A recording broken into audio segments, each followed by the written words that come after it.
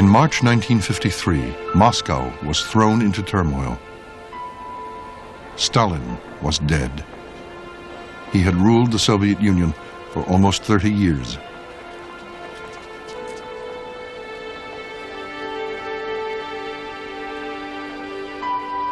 The country was in profound shock and did not know what would happen next.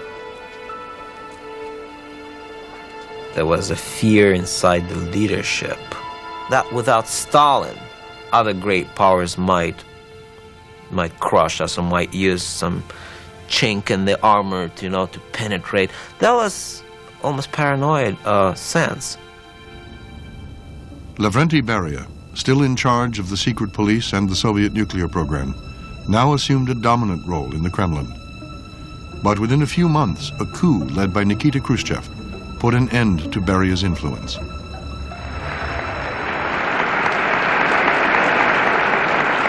To warn its enemies, the new leadership made a dramatic announcement, claiming to possess an H-bomb before the weapon was even tested. The United States is said to have a monopoly on the hydrogen bomb. Apparently, it would be of comfort to them if that were the truth, but it is not. The government considers it necessary to announce that the United States does not hold a monopoly in the production of the hydrogen bomb.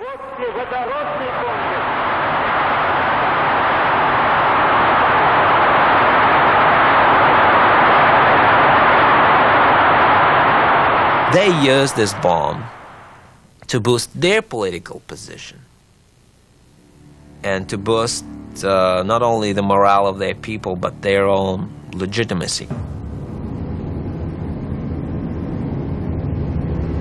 The test of Andrei Sakharov's layer cake was scheduled to take place 4 days after the hasty proclamation. A last-minute evacuation of thousands of civilians, made necessary by the expected power of the blast, only added to the tension at the test site in Kazakhstan. It shows, I think, how focused they were just on the mechanics of the bomb itself, on getting that right. And then only at the last minute does one of the scientists using, in fact, the American publication on nuclear weapons effects point out that, hey, look, this could be dangerous for the people living in the area.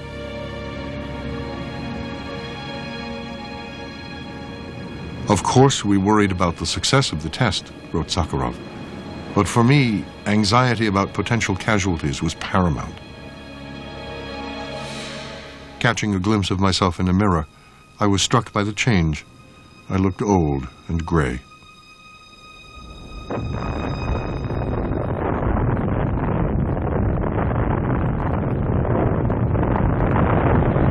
Sakharov's layer cake worked. Though not nearly as powerful as the American breakthrough tested 9 months earlier, it had one key advantage. It was a usable weapon, small enough to be dropped from an airplane.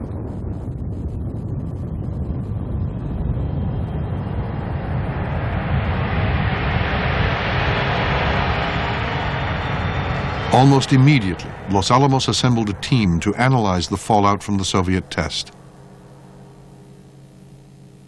Hans Bethe drew a strikingly accurate picture of Sakharov's design. It was alternating layers of uranium and lithium deuteride compressed by high explosives. The Soviets, Bethe concluded, had yet to discover the true super, the bomb of virtually unlimited power.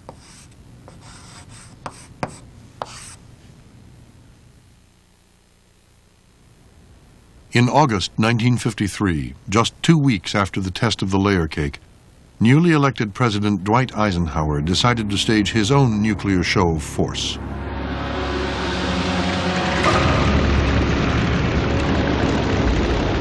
In Korea, Stalin's death had broken the stalemate, and both sides finally seemed willing to end the conflict. To keep peace negotiations on track, Eisenhower called on LeMay's bombers.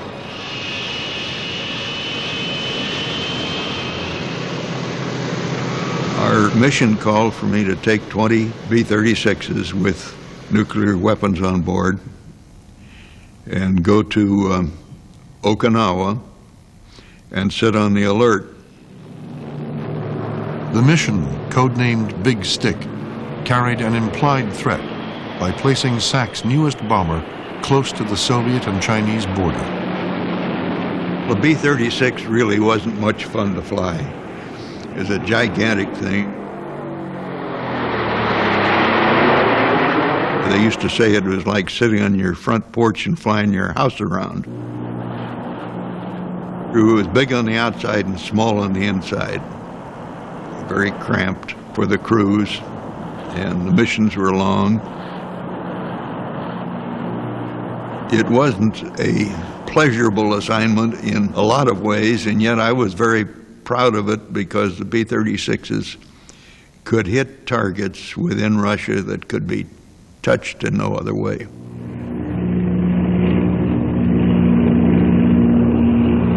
The idea is that one should use the nuclear superiority that we had and make overt and direct threats. Be prepared to use atomic bombs and to break down this psychological taboo that distinguishes nuclear weapons from other weapons, that we ought to just treat them as being like any other weapon. LeMay made sure that the mission did not go unnoticed. When the giant bombers landed at Kadena Air Base in Okinawa, the press was on hand to report the event. We stayed at Kadena and sit on the alert and cruise at the airplanes while the hostility cessation papers were being signed.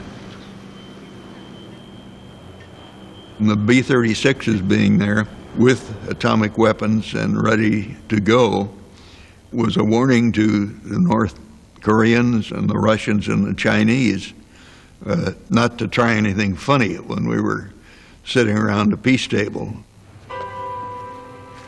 And the fact that the ceasefire occurs and the fact that it is not violated, I think, caused Eisenhower to believe that this strategy worked, that it had paid off.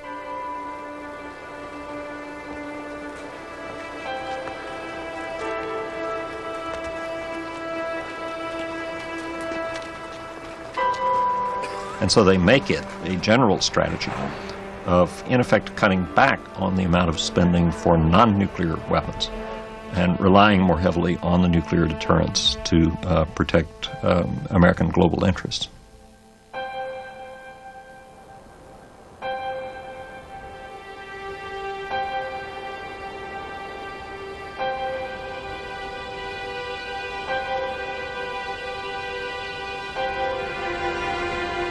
Rows of mannequins are set up out in the open, facing the blast. Each item of clothing and each color was carefully selected to give much-needed survival information. With the new emphasis on nuclear arms, smaller atomic tests in the Nevada desert now became public spectacles as the administration set out to teach the American family survival skills for the nuclear age. Operation Q, the atomic test program of the Federal Civil Defense Administration, as seen by June Cowan, reporter. I arrived at Civil Defense Headquarters the day before the explosion was scheduled to take place and checked in at once with the official who was to brief me about the test.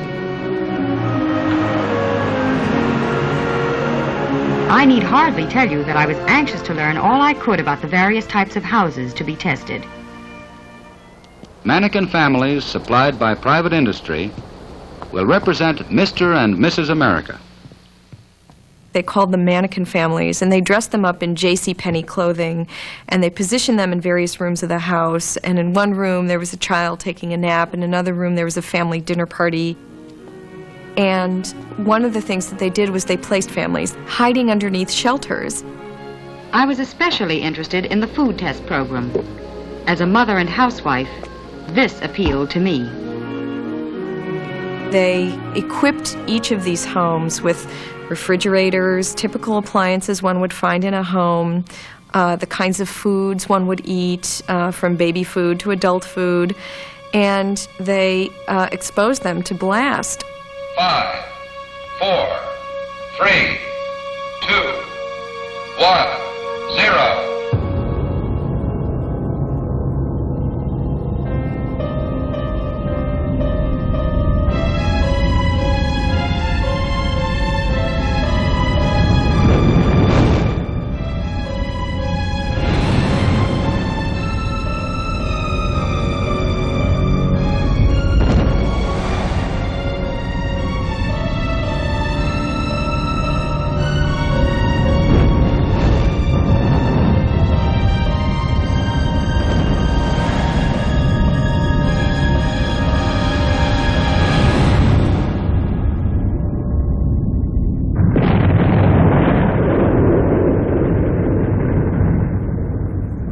These were sort of like morality tales. Each film, each brochure was a morality tale.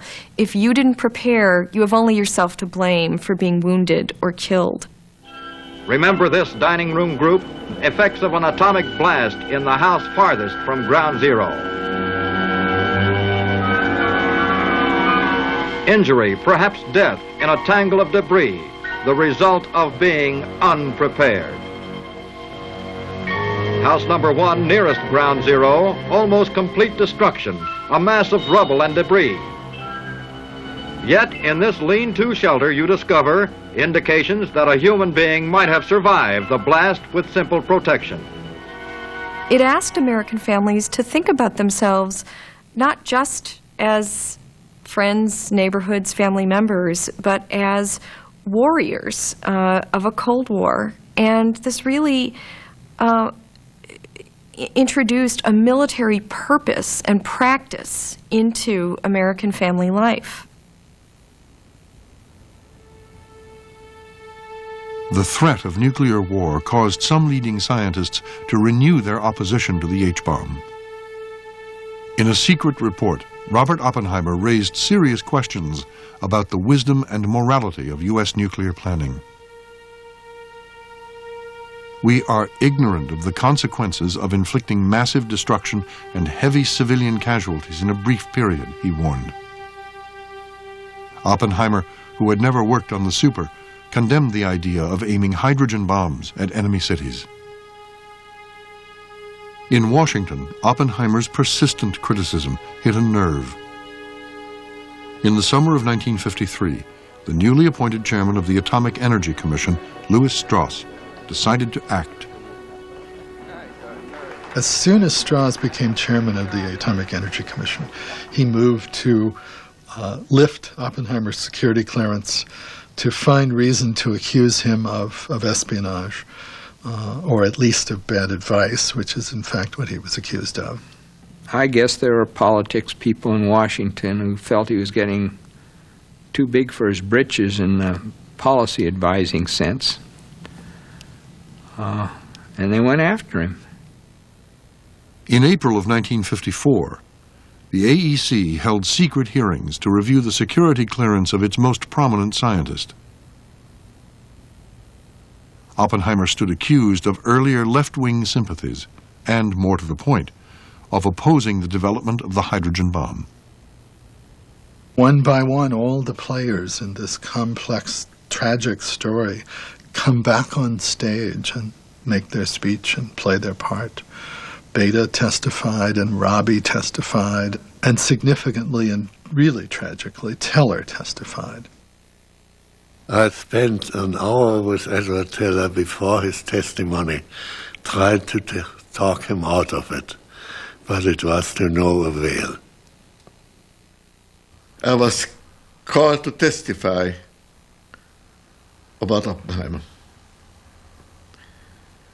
I was under oath. I took my testimony very seriously.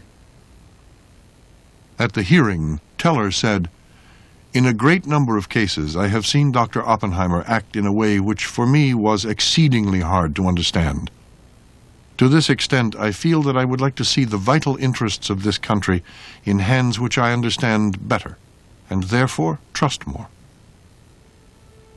The AEC did not renew Oppenheimer's security clearance, in effect ending his role as an advisor to the government. Transcripts of the hearings were leaked to the press, and Oppenheimer's humiliation became front-page news. He retreated to the Institute for Advanced Study, where he was the director, and became what Yeats once called a smiling public man. But he was destroyed. His friends all say that. Oppenheimer wasn't the only one harmed. I lost the cooperation with most of my colleagues in America. And for me, the profession was more than a profession. It was also my circle of friends. I thought that Teller would lose a lot of his friends. I didn't expect that it would go this far. And I am sorry for Edward Teller, and he made, in this case, a bad decision.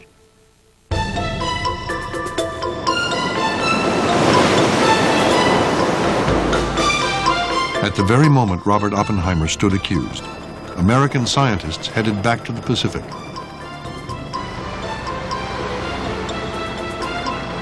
They would now test prototypes of an H-bomb, small enough to be dropped from a plane.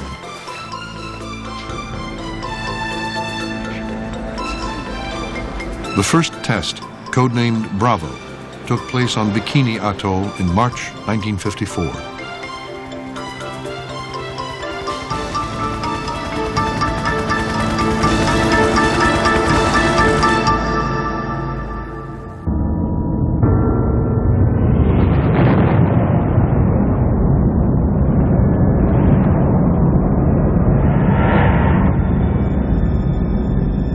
We were about 30 miles away, and it just kept rising and rising. It looked to me like what you might imagine a diseased brain, or the brain of some madman would look like, all the convolutions and so on. And it just kept getting bigger and bigger. Something I'll never forget was the heat. I had the feeling a cloud was on top of me, but the heat just kept coming. Just kept coming on and on and on. And it was really scary because the heat doesn't go off. The explosion was twice as large as expected, 40 times more powerful than Sakharov's layer cake.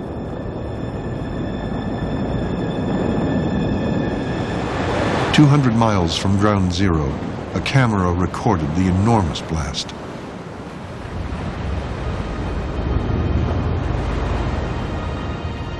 In minutes, the mushroom cloud reached an altitude of more than 15 miles.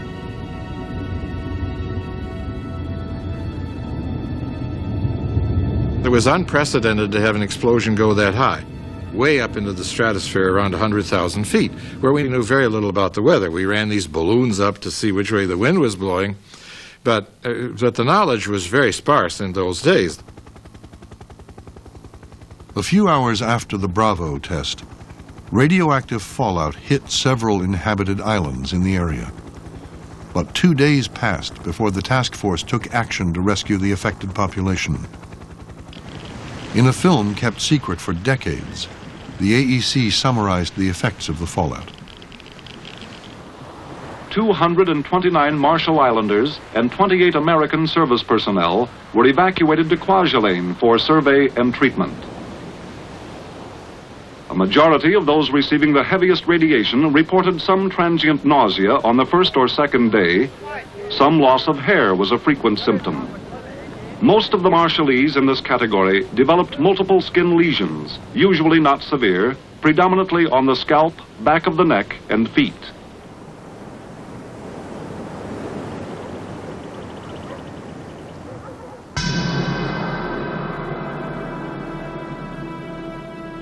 The story of Bravo and its aftermath began to leak out a few weeks later when the Lucky Dragon, a Japanese fishing vessel, returned home from the Pacific. The boat's crew of 23 was suffering from severe radiation sickness. One fisherman later died.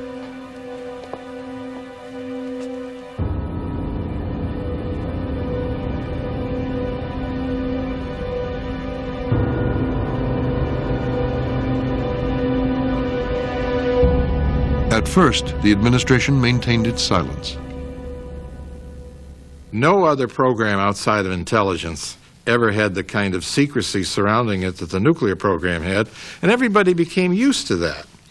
You know, we don't have to explain what's going on. It's terribly secret, and if we do explain, somehow the Russians will be able to exploit this, and so we're not going to tell you. And Bravo broke into that. Another byproduct of the stupendous mid-Pacific blast unfolds in San Francisco, where tuna fish, supposedly made radioactive during the tests, are scrutinized by federal agents armed with Geiger counters for signs of contamination. The fish shipped from Japan must undergo rigid inspection by food and drug officials before being allowed entry. In this case, the fish are given a clean bill of health. In Washington, AEC Chairman Strauss was forced to respond. The first shot has been variously described as devastating, out of control, and with other exaggerated and mistaken characterizations. I would not wish to minimize it. It was a very large blast in the megaton range, but at no time was the testing out of control. I thought some of the stuff coming out of Washington was pretty silly. They began to talk about radiation exposure in terms of sunshine units, which I thought was one of the dumbest phrases that come down the pike in a long time. You know, designed to somehow put a happy face on it, on the impossible. In the Soviet Union, the official news agency downplayed the Bravo test.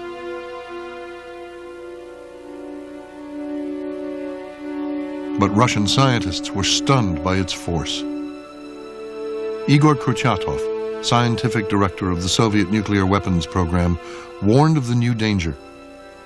Kurchatov and 3 of the other leading scientists in the project write a short report for the leadership in which they say essentially that a nuclear war, especially a war using thermonuclear weapons, could lead to the end of all life on Earth.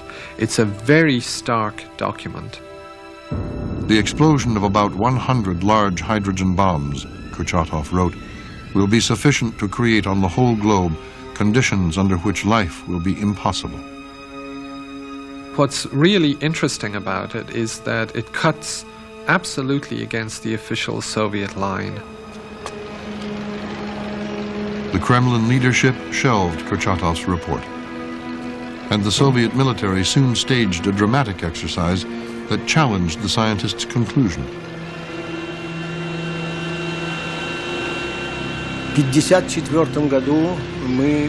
In 1954, we conducted a training exercise near the village of Totskoy in the Urals, using an actual atomic bomb.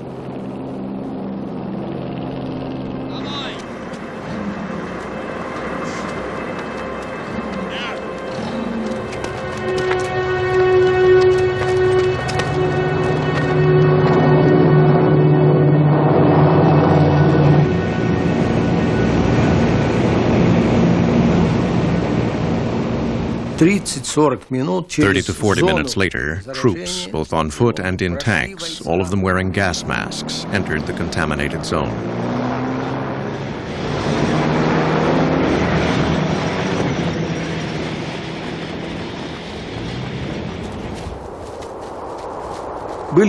All the necessary measuring equipment was installed.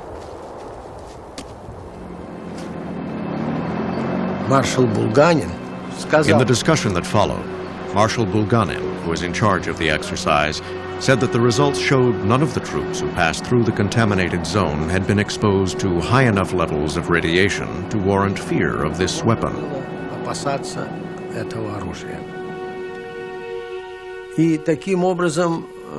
And so an atomic war was not as frightening as the imperialists would have us believe.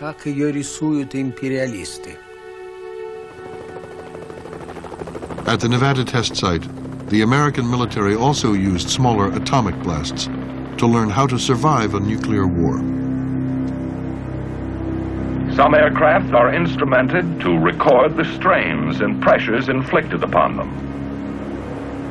We're trying every angle and every gadget we can to find out what really does happen when an atomic bomb kicks out fiercely at the world around it. Shot Day. Camp Desert Rock. H minus 5 hours. Like all too many people, both in and out of the military, before these men got their assignment for this operation, they had many misconceptions about the bomb and its effects. Some of them thought they would never again be able to have families. Some of them expected to glow for hours after the bomb went off. Many of them were afraid. They had never taken the time or invested the effort to learn the facts about what to do in case of atomic warfare.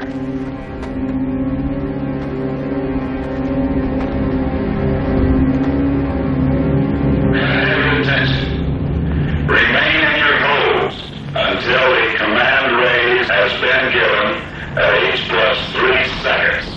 If you stand up too soon, the heat will give you the equivalent of a severe sunburn. Everyone kneel down in your foxholes, look down, and stay down.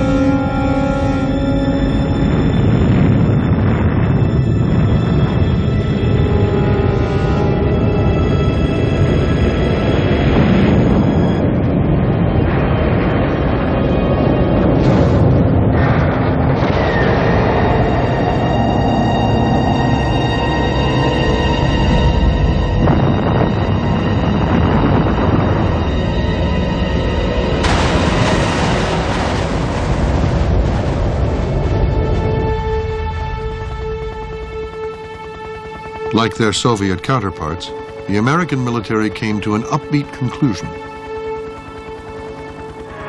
In the minds of many of the men, there was doubt and fear before. Now there is confidence. Confidence that comes only with experience. Just treat it with respect rather than fear. Use a little common sense and observe a few basic precautions. After the walkthrough, we moved back out of the contaminated zone to our parking area. We made it, and so can anyone else who goes through this kind of operation.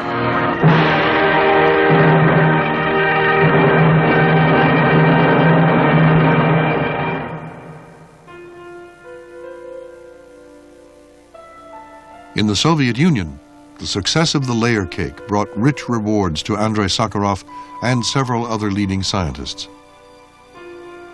Sakharov received the title Hero of Socialist Labor, as well as the Stalin Prize. At the age of 33, he became the head of the theoretical department at the Artemis Weapons Lab. But there was little time to celebrate. An absolutely insane task was set for us, not to lag behind the United States by one iota. We had to have everything the Americans had. There couldn't be the slightest gap. And so as soon as new information arrived about the work in this or that direction, we absolutely had to do the same thing. The scientists at Artemis recognized at once that the enormous force of the Bravo explosion signaled a breakthrough. Sakharov's team had been looking for ways to improve on the layer cake. Now he enlisted additional help in a frantic effort to catch up. Only a few weeks after the Bravo test, the Soviet scientists hit upon the same idea of radiation implosion, the concept first developed by Teller and Ulan.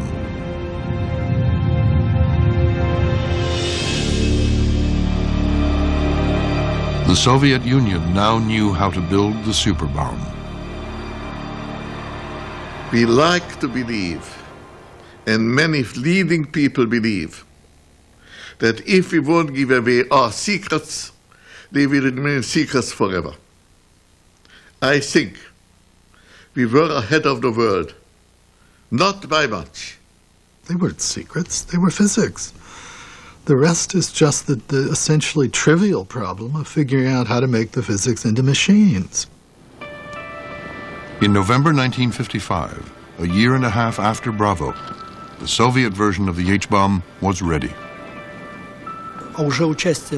Taking part in the test of the two-stage bomb made a greater impression on me than anything else in my entire life. The plane was flying at the altitude of 12 to 15 kilometers. You could see the white jet trail in the sky. It seemed that it was right above our heads because the angle was quite steep, and that made the situation tense. At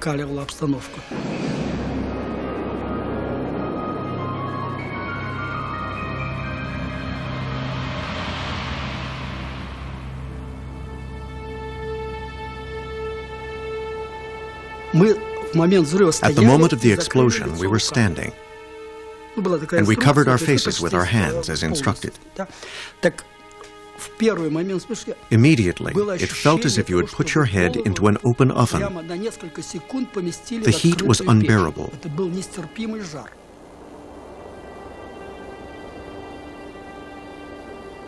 Then we had this impressive view of the fireball, the mushroom cloud, all of it on a huge scale. What was shocking was that this great scene was unfolding in absolute silence. And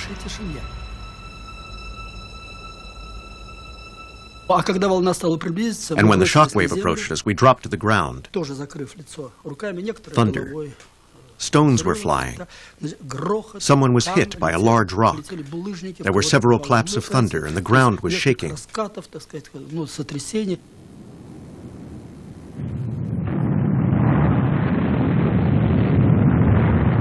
Unusual atmospheric conditions created a powerful shock wave that hit towns more than 50 miles from ground zero.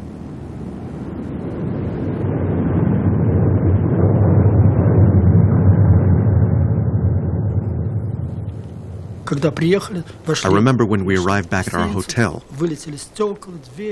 The windows and doors had been blown out. It felt as if the place had been hit by an air raid. But our joy was indescribable. We started celebrating immediately. We took out all of our supplies. Someone brought alcohol. There was a sense of fulfillment, of having completed our task. That this beautiful, complex device, and that's what it was from a physicist's point of view, had worked, was a triumph of science, of course. We all understood that.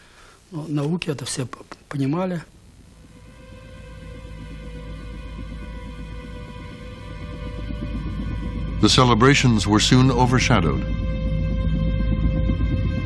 2 people, a soldier and a 2-year-old girl, had been killed by falling debris.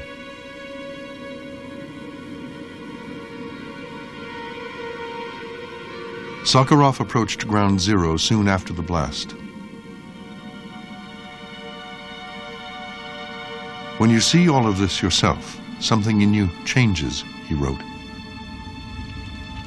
When you see the burned birds who are withering on the scorched steppe, when you see how the shock wave blows away buildings like houses of cards, when you feel the reek of splintered bricks, when you sense melted glass, you immediately think of times of war. All of this triggers an irrational yet very strong emotional impact. How not to start thinking of one's responsibility at this point?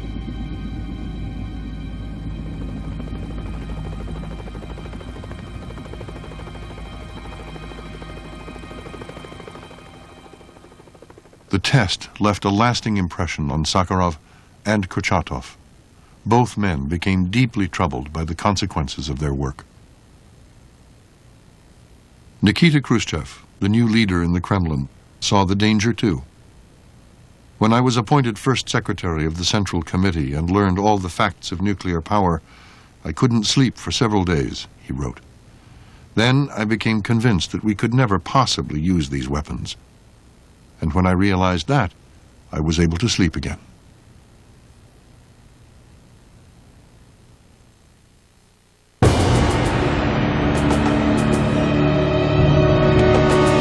By 1955, the H-bomb had become a symbol of doom.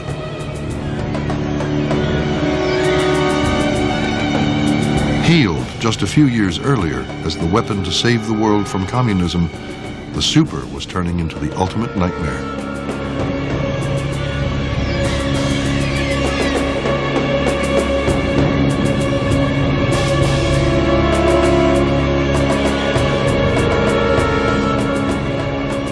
It's very important to remember that both the Soviet Union and the United States were countries that had been traumatized by surprise attack. The Americans with Pearl Harbor and the Russians with the German attack of June 1941. That experience never leaves them throughout the Cold War.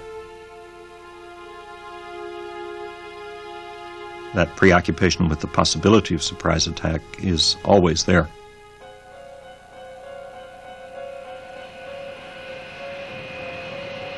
To guard against surprise attack, LeMay kept his planes, some now armed with H-bombs, on constant alert.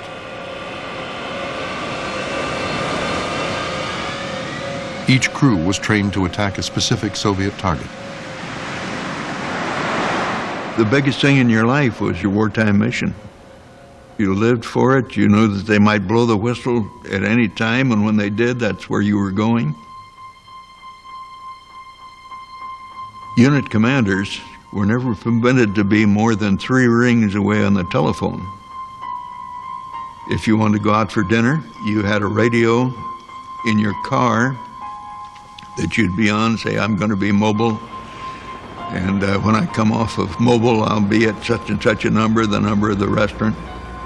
When you'd go in, you'd let them know who you were and that the possibility that you might get a phone call while you were there.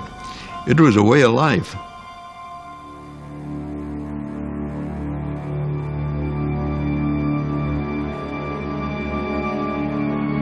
LeMay's plan was clear. My determination was to put everyone in SAC into this frame of mind. We are at war now. So if we actually did go to war the very next morning, or even that night, no preliminary motions would be wasted. It was a totally different concept of how to fight a war. And it required the United States to do something we had never done before, which is to have a huge military establishment in peacetime, to have the whole stockpile in hand, all these things that essentially militarized a very peaceful democracy.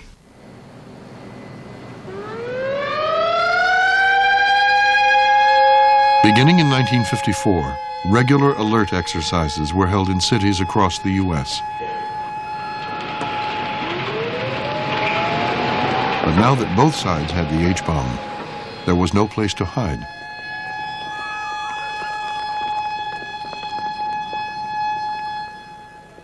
The idea was, during the early years of the Eisenhower administration, that shelter was not going to work given the advances in technology and given the advent of the hydrogen bomb, that it was silly and sheer folly to expect that shelters could protect people from such powerful weapons.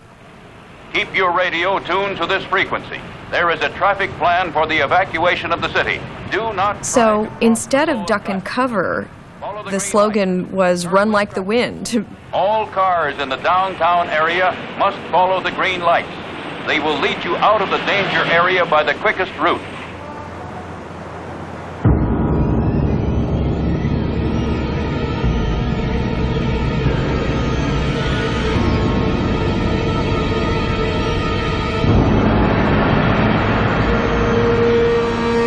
Basically, Operation Alert was a war game. It was a hypothetical attack on a city, or as they referred to them, on a target area. They would decide how many bombs, what the size of those bombs were, what the size of the population would be that was killed, the size of the population that would go homeless. There was concern running all through the Eisenhower administration about the panic effects, the breakdown of law and order that would occur, who would exercise any kind of control or support for the people. Those were some of the things that we would test out during these exercises.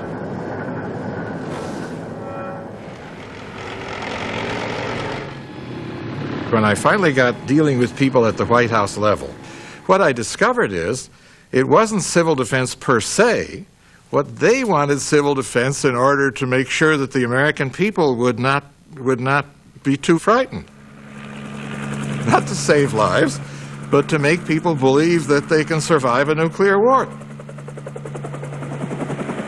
One of the reasons that people are beginning to protest against the whole civil defense apparatus is the recognition, especially after the hydrogen bomb, that this is pointless, that there is no way to imagine surviving individually or as a nation in the event of a nuclear holocaust with weapons of this magnitude. In New York City, the protests began with isolated acts of civil disobedience. The sirens were going. I looked around, and there's not a soul around. And civil defense guys come. And they said, you're going to have to take shelter. I said, no, I'm not going anywhere. This is my park. I'm sitting here with my children. No. The protests made headlines in the New York press.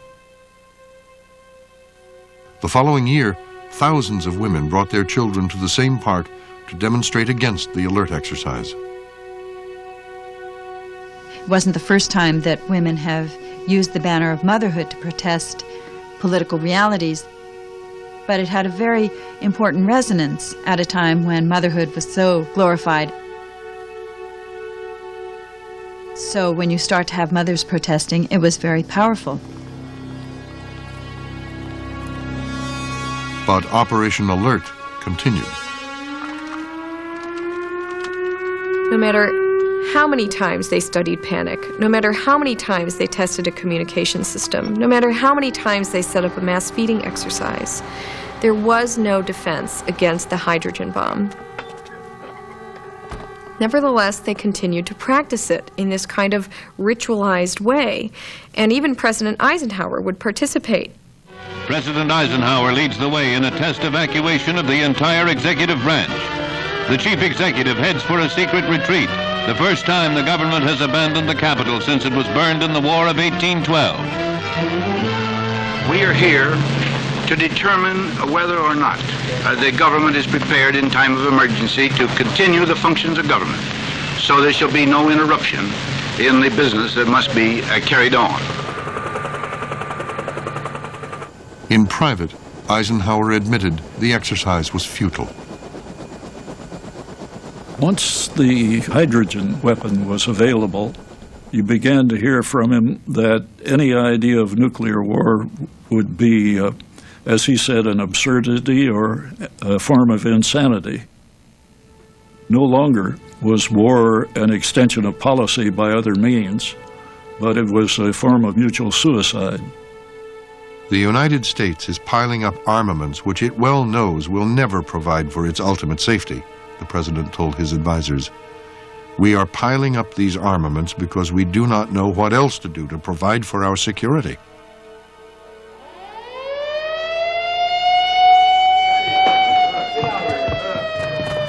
On the American side, with the buildup of nuclear forces, you see an increasing belief in the possibility of a knockout blow against the Soviet Union. And on the Soviet side, you see the increasing fear that the Americans might try a knockout blow. And so the Soviet interest then becomes to try to preempt an American attack. Of course, technically, the one who strikes first, especially if it is a preemptive strike, gains the advantage over the other side. But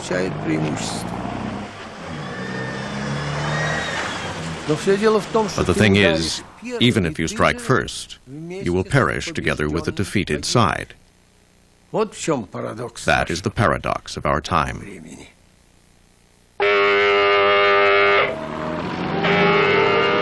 Both countries continued to prepare for the worst. By 1960, the SAC war plan called for the launch of more than 3,000 nuclear weapons, including hundreds of hydrogen bombs, from bases around the world to attack in the first few hours of conflict 1,000 separate targets in the communist bloc.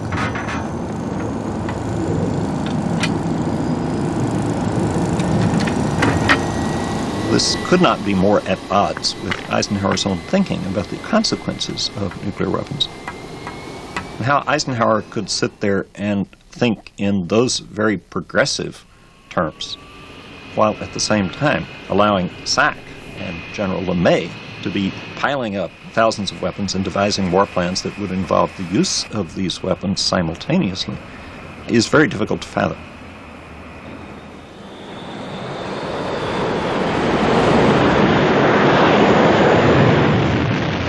We felt that the only way we could assure that it didn't happen was to have the capability here in SAC to deter the Russians from doing that, and having the honor and the American ethics of not doing it yourself.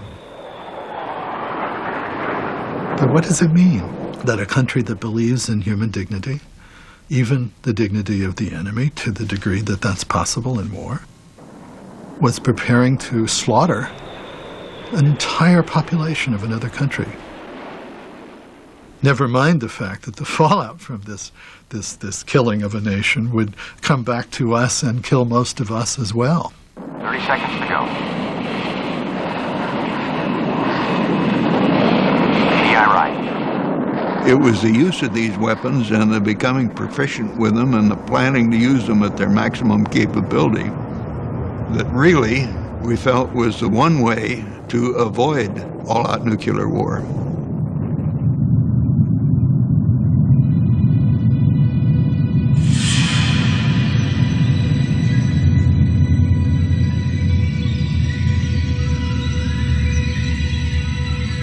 I know that's anomalous, but we couldn't think of any other way to keep it from happening.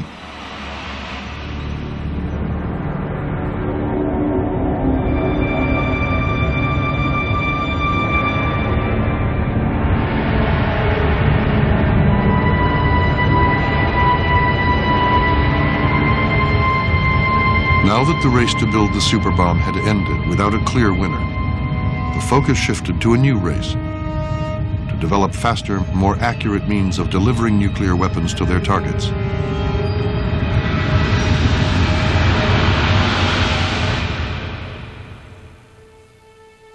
In Washington, Edward Teller found strong support for his argument that nuclear superiority held the key to the nation's survival.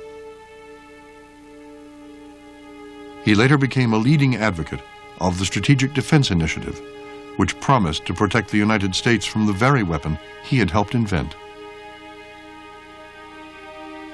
Andrei Sakharov, like Teller, continued to work on nuclear arms, but increasingly he found himself in conflict with the Soviet regime. He became the most prominent and outspoken advocate of human rights and democracy in his homeland. Curtis LeMay retired from the Air Force in 1965. He never questioned his belief in large-scale strategic bombing. In his memoirs, he reflected on the unimaginable power of the hydrogen bomb.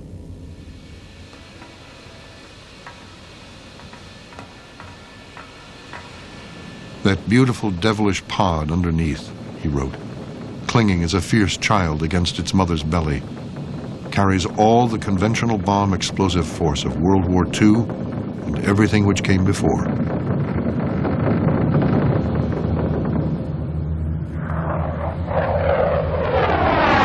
One B-58 can load that concentrated firepower and convey it to any place on the globe. And let it sink down, and let it go off, and bruise the stars and planets and satellites listening in.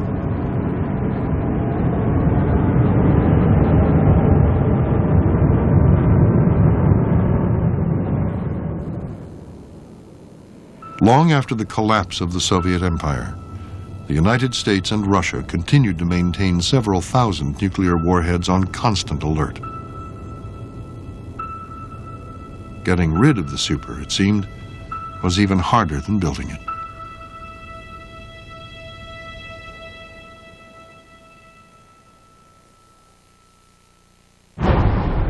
They came to build an American pyramid, a colossus of concrete across the raging Colorado. It would forever change the West. Hoover Dam. Next time on The American Experience. Won't you listen, my dear brother, for it's time for us to gather. God is getting mighty angry for the sinful things we've done. He gave us all this blessed land, and this I cannot understand. A weapon of destruction to destroy its everyone. When that hell bomb falls, when that hell bomb falls. To order Race for the Superbomb on video cassette, call PBS Home Video at 1-800-PLAY-PBS.